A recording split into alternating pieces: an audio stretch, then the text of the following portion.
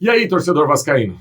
Bom dia, se é que é possível. Depois da última quinta-feira, o torcedor vascaíno continua triste, continua abatido, continua quase que em depressão, porque não é possível que o Vasco esteja vivendo essa situação mais uma vez. Ano após ano, esse torcedor é só sofrimento. Hoje, vou tentar trazer uma reflexão macro. Por que o Vasco vive esse momento? O que está acontecendo com o Vasco? Dentro e fora de campo. Já vou adiantar aqui, é muito descaso com essa história, é muito descaso com essa camisa. E eu espero que quem comanda o Vasco possa reverter essa situação o quanto antes. Falar aqui dos técnicos citados, quem o Flávio Dias já apurou que pode ser o novo treinador do Vasco. Enfim, uma resenha triste, uma resenha que era para ser alegre de uma retomada de uma equipe no campeonato. E todo sábado essa resenha para baixo. Conto com o seu like, conto com um compartilhamento para você colocar nas suas redes sociais. Depois da guitarrinha, eu volto, falando muito desse momento que o Vasco atravessa. Se liga aí.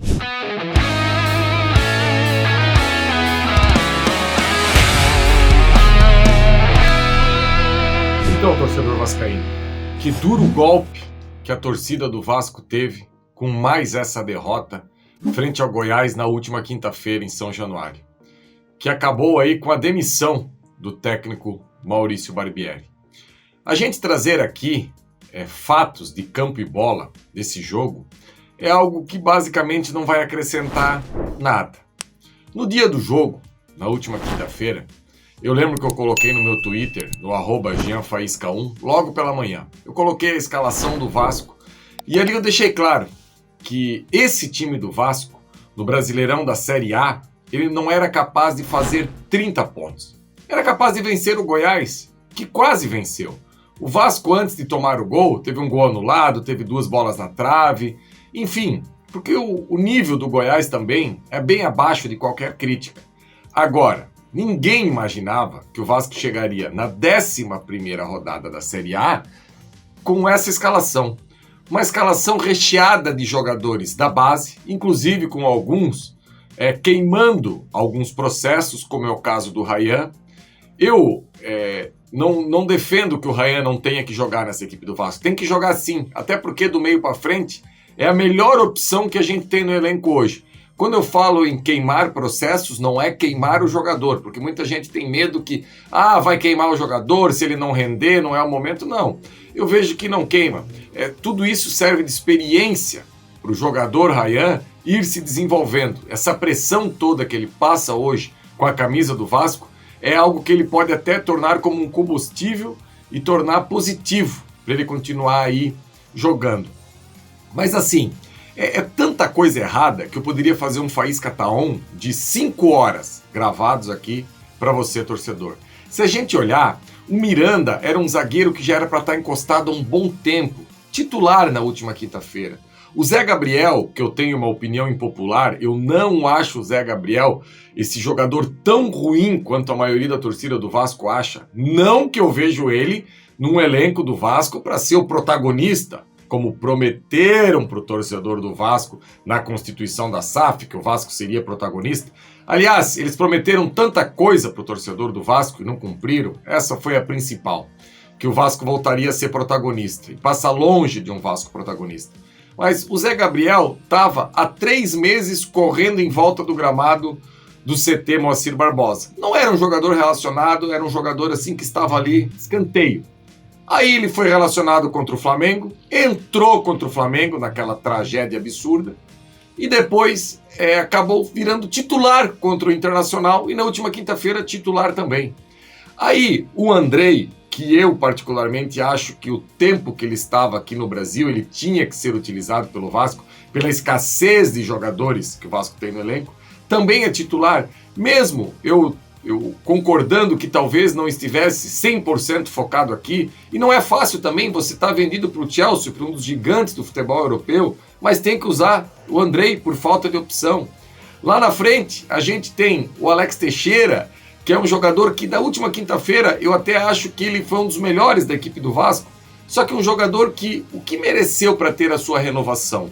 Que Série B que fez o Alex Teixeira para continuar fazendo parte do elenco do Vasco? Passou aí 30 dias de férias, não apareceu proposta e renovaram com o Alex Teixeira. Então, torcedor, eu poderia trazer aqui tanta coisa que está errada dessa equipe do Vasco, mas eu queria focar aqui principalmente como que as pessoas que comandam o futebol do Vasco hoje, eles não têm o mínimo entendimento do que é o Vasco. Isso me assusta de uma maneira absurda, porque eles tinham o tempo para resolver essa questão dessa animosidade que virou quinta-feira São Januário. Porque se pós-jogo contra o rival, depois do Vasco levar 4 gols no primeiro tempo, eles tivessem demitido o Barbieri, eu tenho certeza que o Vasco não teria as cenas que a gente viu ontem. Por quê? Porque o torcedor já teria uma resposta de quem comanda, e mesmo o Vasco perdendo para o Goiás, o torcedor teria ciência que eles estavam tentando resolver o problema do Vasco. E a partir da hora que você leva de 4 do rival, que você vai jogar um jogo fora de casa contra o Internacional, perde o jogo nem se inicia, o Vasco já está perdendo 2-0, e nenhuma atitude é tomada com 10 dias para o próximo jogo, passa uma impressão para quem analisa e para o torcedor de descaso, de completo abandono. Aliás, as mais variadas áreas do Vasco hoje estão abandonadas. E ações que são feitas são ações ainda completamente equivocadas. Como foi, por exemplo, nessa semana, a ação da camisa do Edmundo. Que o Edmundo fez 6 gols contra o União São José, a imagem do Edmundo na medalha que era oferecida junto com o kit, com a camisa do uniforme de 2000, ou seja, tudo errado. Impressiona a falta de zelo e a falta de cuidado de quem comanda o futebol do Vasco tem hoje com o seu torcedor. E o líder geral, quem comanda aqui, o Luiz Melo, eu fico apavorado com a sua inércia, com a maneira que ele conduz o Vasco. Porque na última quinta-feira teve a reunião do board da SAF, que era aí o pessoal da empresa americana e mais as 2 cadeiras do Vasco com o Duque Estrada e o presidente Jorge Salgado. E ali o que foi passado, informação que o Flávio Dias trouxe, é que o dinheiro foi entregue, o que foi combinado estava ok, só que o dinheiro e as contratações foram mal geridas, que era para ter uma posição melhor na tabela. Se eu chego a essa conclusão, eu tenho que mandar todo mundo embora. Eu tenho que mandar embora Paulo Brax, eu tenho que mandar embora Abel, eu tenho que mandar embora Barbieri. Agora ele não, ele fica ali numa situação que parece assim, sabe, que tá tudo bem e não tá bem. O Vasco não pode perder 6 partidas consecutivas e ficar nessa inércia sem dar uma resposta pro torcedor. Aí o torcedor inflamado vai para São Januário e temos aquelas cenas que a gente viu que infelizmente acabam prejudicando muitos vascaínos. Eu, por exemplo, estava com passagem comprada para o dia 8 de julho, eu e o meu filho. Aliás, os membros do canal Atenção Vascaínos aí conseguiram e ofertaram para mim e para o meu filho essas passagens para assistir Vasco e Cruzeiro. Um sonho do meu filho, que eu escolho sempre um jogo por ano, como a gente é off-Rio, pode ir para São Januário no sábado e retornar no domingo. Já vou ter que, semana que vem, provavelmente cancelar as passagens, porque o Vasco já está punido pelo STJD com 30 dias. Claro que o torcedor é culpado, claro que nada justifica a violência. Agora, a direção do Vasco foi negligente sim. Eles são negligentes. Como eles são negligentes com o patrimônio São Januário. Eu estive em São Januário dia 1º de abril, há 2 meses. Gente, que tristeza que está São Januário, que abandono, que descaso que esses caras têm com São Januário. Eu fico apavorado e eu não sei mais, eu não tenho mais a convicção que a 777 vai ter êxito no comando do Vasco.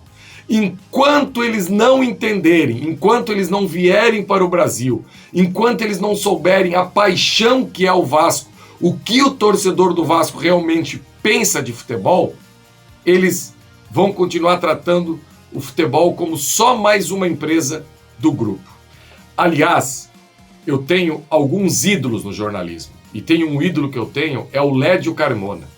E o texto que o Lédio Carmona escreveu no seu Instagram, logo após a derrota para o Goiás, o Instagram do Lédio Carmona é o Dom Carmo, é algo, torcedor, que é quase que um bálsamo para o torcedor vascaíno poder ler aquilo. Como o Lédio brinca com as palavras e deixa claro que a única coisa que o torcedor vascaíno ainda tem é a memória afetiva e a saudade de um Vasco que já foi imenso, que já foi grande, que sequestraram isso do Vasco e que quem comanda o futebol do Vasco hoje não tem a mínima ideia da paixão que é ser Vasco.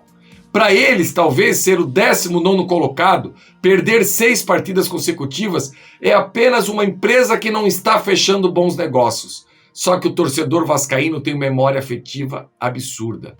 E eu não aguento mais ter que explicar isso para as crianças vascaínas. Antes do nosso jogo contra o Goiás, no pré-jogo, o Bruno Mazeu estava assistindo o nosso pré-jogo junto com os seus filhos. E eu ainda soltei uma fala deixando claro que o Vasco não é isso que eles estão assistindo. Não é isso que o meu filho está assistindo, não é isso que as crianças vascaínas estão assistindo. O Vasco é outra coisa. Agora, será que as pessoas que comandam o futebol do Vasco têm essa noção? Eu hoje tenho essa dúvida. Eu acho que eles não têm. Eu confesso a vocês que hoje estou mais propenso a acreditar que eles não têm a mínima ideia do que é o Vasco. E olha, agora o Vasco procura um novo treinador. Flávio Dias trouxe 2 nomes que podem ser aí os que estão mais próximos de assumir o Vasco ou do Vasco fazer uma proposta, que é o Roger Machado e o Rogério Ceni. Aí eu dou uma olhada nos grupos de WhatsApp e ontem também trouxe a notícia, mas daí não é do nosso canal, que o Odair Helman pode ser um dos escolhidos. E eu vejo nos grupos do WhatsApp o torcedor vascaíno com uma birra com o Rogério Ceni absurda. Aí eu pergunto o porquê dessa birra com o Rogério Ceni, porque eu quero entender. Aquilo que num primeiro momento eu não tenho explicação, eu quero entender. E o principal motivo é que o Rogério Ceni é desagregador. Torcedor, o Barbieri era o paizão. Todo mundo pediu mais uma chance pro Barbieri, que o Barbieri possa ter tempo para trabalhar. E a gente viu a porcaria de trabalho que foi o Barbieri. Um trabalho ridículo, um trabalho pífio. E o Rogério Ceni, com a bagagem que ele tem no futebol, lembrando que o Rogério Ceni, se não fosse a maneira que ele saiu do Fortaleza, era um ídolo lá no Fortaleza. Antes do Vojvoda, o Rogério Ceni era o ídolo da torcida do Fortaleza, pelo trabalho que fez lá. Foi campeão brasileiro no rival. E no São Paulo, quando ele sai, o São Paulo está com 12 jogadores do departamento médico. Aí eu ouvi de muita gente que os jogadores estavam boicotando o seu trabalho, que o vestiário dele é ruim. Me desculpa, mas então, quem não tem caráter é o jogador, se isso aconteceu, né? É o jogador que não quer jogar, e não o treinador. Ah, porque o Rogério Ceni chega no vestiário e diz assim, eu ganhei tudo, eu sou vitorioso, eu sei o que eu tô falando. Quando o Renato Gaúcho fala isso, é folclore, é bacana, é legal. O Rogério Ceni não pode falar que ele ganhou tudo? Ele tá mentindo? Campeão do mundo pela seleção, campeão do mundo por clube, sendo protagonista, campeão brasileiro como treinador, campeão da Copa do Nordeste. Eu não tô entendendo essa birra com o Rogério Ceni. Você falar que o trabalho dele é fraco, não tá legal, dentro de campo, ou isso, ou aquilo, ok, é opinião. Agora, quanto à postura do Rogério Ceni, eu não quero mais um paizão dentro do vestiário do Vasco. Até porque, para aguentar biquinho, lá atrás, antigamente, de Romário, de Edmundo, de jogador grande, eu acho que o treinador até engolia um sapo. Agora esse elenco do Vasco aí, que não tem nada e ninguém, esse elenco que entrou aí em campo na última quinta-feira, o Rogério Ceni tem mais é que falar mesmo. Olha, vocês ouçam um vitorioso falando, porque vocês não ganharam nada na bola, nada, muito pelo contrário. Estão envergonhando e estão manchando a história de um gigante do futebol brasileiro. Então, nesse primeiro momento, desses 3 nomes, se eu tivesse que escolher um, eu optaria pelo Rogério Ceni. Eu acho que o Rogério Ceni pode sim chegar e dar um choque. Técnico estrangeiro, eles perderam o time. O técnico estrangeiro não é agora. Até o cara chegar aqui e entender o que está acontecendo, já foram mais 5, 6 rodadas e a gente vai estar rebaixado mesmo. Então, se fosse pós-jogo contra o Internacional, 10 dias para trabalhar, um técnico estrangeiro, conhecer o elenco e tudo mais, ok. Agora, para o momento, eu acho que alguém que conheça o mercado e já tenha um entendimento do futebol brasileiro, por exemplo, outro nome que foi ventilado, Diego Aguirre, já passou por aqui, já passou pelo futebol brasileiro, ok. Agora, tentar trazer alguém de fora, eu tenho medo dessa ambientação. Até porque o Vasco não tem ninguém de uma comissão permanente que dê para você dizer assim, não, esse cara da comissão permanente vai passar o bastão. Quem é que vai passar o bastão? Eu até vou falar baixo aqui. O Emílio Faro vai passar o bastão? Ele vai pegar e vai dizer para esse novo técnico como funciona o Vasco? Difícil, né, torcedor? Na próxima segunda-feira, o treinador vai ser o William Batista, do Sub-20. Aliás, que faz um trabalho espetacular no Sub-20 do Vasco. A gente teve a oportunidade aqui no canal de entrevistar ele e talvez foi a live que eu mais gostei de fazer aqui nesse meu tempo de canal. Um cara instruído, um cara pra frente, um cara que entende do que tá falando e usou muitas vezes o termo desfrutar. Que o jogador tem que desfrutar quando está dentro de campo. Que o time que ele treina tem que fazer o torcedor não ficar sentado na arquibancada. Porque o trabalho do Barbieri fazia muitas vezes o torcedor dormir na arquibancada. E eu espero que com o William Batista na próxima segunda-feira, mágica ele não vai fazer. O pessoal até brinca que ele é um bruxo, mas não tem bruxaria que resolva esse elenco tão mal montado por quem comanda o futebol do Vasco. Mas para ganhar do Cuiabá, também não precisa ser algo de espetacular. Então agora a expectativa por esse novo treinador, que eles tenham resiliência para trazer um nome correto e principalmente o Vasco precisa de jogador. O Vasco precisa de jogador grande, jogador que não sinta essa pressão, jogador que venha para resolver. Tem que dar um jeito. Eu não posso entrar em campo com um time sub-23 como o Vasco vem atuando. Pelo amor de Deus, quem comanda, quem tem a caneta, entendam que vem o Vasco. Aqui é um pedido de socorro da torcida do Vasco. Eu aqui estou como um porta-voz. Coloquem a mão no bolso, adiantem cotas, façam o que for possível para o Vasco não ir para o 5º rebaixamento. E você que comanda o futebol do Vasco hoje, vá lá no Instagram do Lédio Carmona. Tem um recado para você. Enquanto houver a saudade e a memória do torcedor vascaíno, muita gente vai lutar por isso aqui. Talvez você não tá nem aí, tá deixando a coisa andar, mas o torcedor vascaíno cada vez é um apaixonado e um apaixonado grande por esse clube. Beleza, galera? Não tá fácil fazer o Faísca Tá On. Tá pesado, mas peço um favor para você. Deixe seu comentário aí embaixo, deixe seu like, compartilhe esse vídeo nas suas redes sociais para continuar fortalecendo o nosso trabalho. Semana que vem, sábado, a gente se encontra aqui novamente. Quem sabe com 3 pontos na tabela contra o Cuiabá, pré-jogo contra o Botafogo e com certeza já falando desse novo treinador do Vasco. Quem será o escolhido para essa missão que é salvar o Vasco desse novo vexame que se encaminha nessa temporada? Abraço, galera! Levantamento para Roberto Dinamite, sozinho! Atenção, vai enfiar! Gol!